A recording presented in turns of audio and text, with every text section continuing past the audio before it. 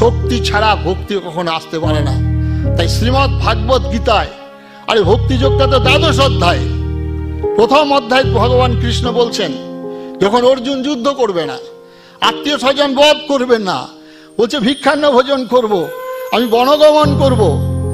আরে আজকের আপনারা যারা এখানে আছেন প্রত্যেকেই সাবাস অর্জুন, তোমার মতো ত্যাগী, তোমার মতো ভাতৃপ্রেম, তুমি ভাইদের জন্য সব ছেড়ে চলে যাচ্ছ।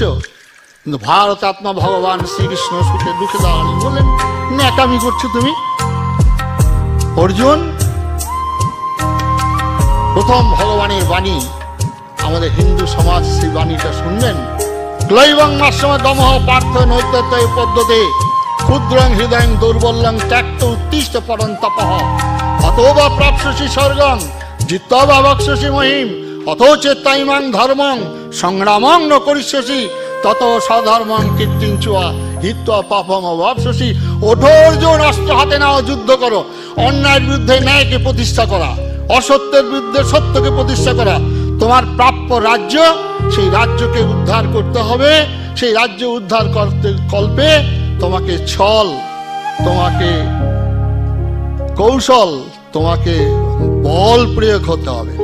কোথাও বা প্রতিবাদ, কোথাও বা প্রতিশোধ, কোথাও বা প্রতিরোধ কল্পে আমাদের একত্রিত হতে হবে।